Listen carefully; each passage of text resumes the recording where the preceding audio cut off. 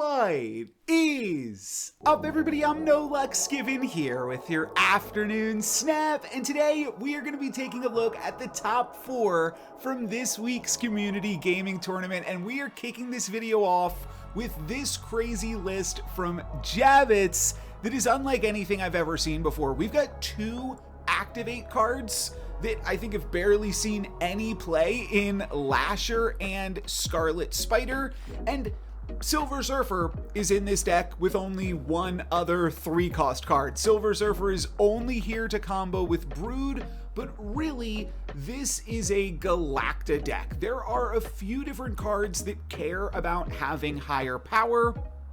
Lasher, Mr. Negative, Brood, and Scarlet Spider, and then a number of ways to give those cards additional power, with Galacta being chief among them. But we also have Agony and Hulkbuster, which Hulkbuster isn't going to work with Brood and Mr. Negative, but will work with the 2 Activate cards in the deck, and will work on those cards potentially with Galacta as well. So you'll want to play Galacta, then play Agony, and then play a Scarlet Spider on it, and then play a Hulkbuster on it, and then activate it, and you'll get basically plus 18 out of your Galacta. So definitely some value to be had with this one.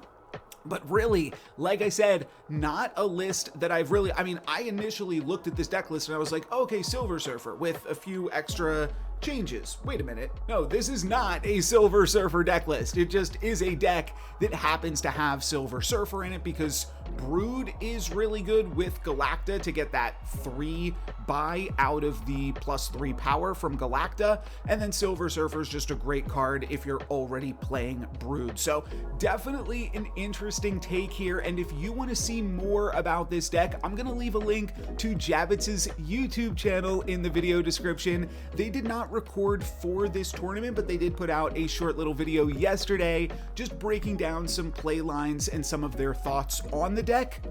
It is en español, pero there are auto-generated captions and you can translate those to whatever language you speak if you do not speak Spanish. So go check out their channel if you want to see more on this crazy deck. In third place, we have Mr. High with Move Bounce. A little bit of a hybrid, I guess you could say, with Heimdall to go over the top. That's not something that we've seen in a lot of lists recently, and it's not what I personally play. My list is this minus Falcon and Heimdall for Toxin and Iron Patriot. But those lists are very similar if you think about it, because Falcon, Toxin, same card. We're just bouncing some cards with slightly different variety. There's going to be different scenarios where either one of those is better than the other, and Heimdall is really a way to just go over the top, and that's pretty similar to Iron Patriot, I would say. I do still really like Iron Patriot in this deck because, one, I think it's relatively easy to win the Iron Patriot battles with Ghost Spider plus one of your move cards, and it's also just really cool with Frigga to be able to go over the top and clone whatever card Iron Patriot has discounted, and then play another copy of that on the final turn of the game. It can telegraph your plays a little bit, but in Conquest mode, that's not as big of a deal, and I like having more things to copy with Frigga that aren't just the Iron Fist, or not Iron Fist, Human Torch, Dagger, and Vulture, because you don't always have scenarios where you're able to use those cards, and I find being able to attack from a different angle with Iron Patriot is really helpful. But I did talk to a high-level player and tournament competitor that I've featured on this channel in the past, Kingpin, and they brought it up in terms of like, what flex spots do you play in Move Bounce? And really, these 3 slots right here are all a little bit flexible. I do tend to like Doctor Strange, but it is the most expensive of your move cards, Madam Web notwithstanding. It's crazy to say that about a 2-cost card, but all of the other move cards, Iron Fist, Ghost Spider, and Aranya, again, Madam Web doesn't count. She gets to move cards multiple times. All of these cards cost 1. So Doctor Strange is a little more on the expensive side. In the past, I have seen Cloak alongside Heimdall because that is going to give you more flexibility to move a bunch of cards to the center or right location, so that way you can pop Heimdall and surprise your opponents. There's a lot of surprise factor with Heimdall, which is kind of surprising because like a year ago, you're playing against a move deck and you would have just known that they were going to play Heimdall on the final turn. Sometimes there's a 50-50 with Heimdall and Eliath, but the fact that most people aren't playing it. Now, some people do play Heimdall and they cut some of the bounce aspects of the deck. They're not playing Beast and Falcon, but I do think that being able to recur all of your cheap cards is quite good. One other thing that Kingpin brought up, so I'll just leave it in the video as well, is Penny Parker as an interesting move card. It would obviously then be much more expensive than Doctor Strange.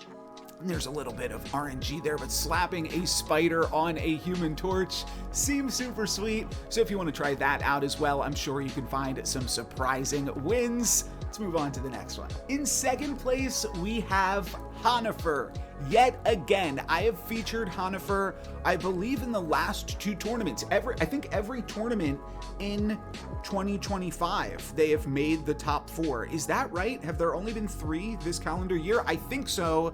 And I think Hanifer has come in second or third in almost every event, which is crazy. Again, they got second place in this event, playing Agent Venom Adam Warlock, which is what I said could be a good home for Adam Warlock when it was buffed up to a 2-0 with the new ability, and Hanifer felt the same, so feel like I am on the right track with this one. They said that Adam Warlock was an all-star for them, and definitely this seems like a pretty cool list to slot it into. You can get additional power on it with both Agent Venom and Bast. And from there, you were just playing basically the Agent Venom deck of old, just with a little bit more spice on top in the form of Adam Warlock. Really sweet list. I actually have seen other people playing Adam Warlock. I saw it in like a Guardians list as well with Iron Patriot. I do think that this card definitely has some staying power. At the very least, it's exciting because it's new, but I do think it looks pretty strong in the games that I've had it played against me. It has seemed pretty good. It's going to be good in the Sanctum Showdown mode coming out soon, and it is pretty sweet in this Agent Venom list here from Hanifer. And taking the trophy for this event is going to be Marka Oda Regulagem on Surtur. Hopefully I pronounced your name correctly there. It's a long name, but this is a slightly different Surtur list, which is exciting. Some small changes here. No Hydra Bob, instead opting for the Spider Ham, which Marka acknowledges makes you weaker against Mobius. They only played against one Mobius in the entire tournament, but if you Spider Ham against a Mobius, then they just get the card for free. So that can be a little bit scary, definitely something to watch out for, but the deck is already kind of weak to Mobius. That is an interesting principle in Marvel Snap. Maybe not in tournament play, but certainly for ladder play, making your deck weaker to things that it's already weak against is kind of fine, because you just try to get out of those games for as few cubes lost as possible. They might be able to surprise you, snap, and then drop a Mobius on like turn 5 or something, so that way you're stuck with your Scar in hand, and they can drop a free Spider Ham. They get to like reverse Scaria or a reverse Pig card. But otherwise, this deck is pretty straightforward. It is running Luke Cage plus Typhoid Mary, which we don't always see in these Surtur Scar lists, and Luke Cage allows you to answer different affliction decks that we're seeing elsewhere in the metagame. Scorpion just got a buff. Cassandra Nova is something that people are playing to deal with this, and I've seen some people talk about affliction mid-range a little bit more.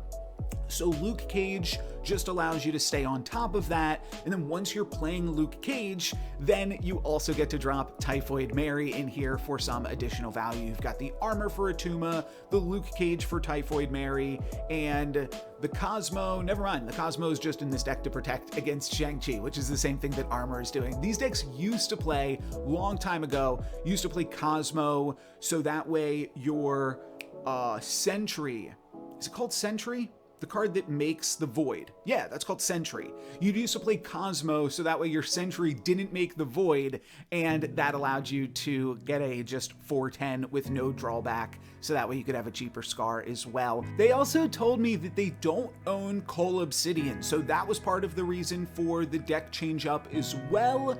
But I think that also is pretty cool to show that you don't need to have every single card that you want to play and can still win one of these events. Not too much more to say about this one. I think we'll call it there, so it is a relatively short video, but subscribe for more tournament decks. I try to do this every week. I typically also try to get in some gameplay and have the players stream to me or record their games so that way I can do commentary on that. Didn't do that this week with Valentine's Day on Friday night, same night of the tournament, so just the deck list for you, but that is going to be it for me today. Thank you guys very much for watching. I'm NoLucksGiven. Peace.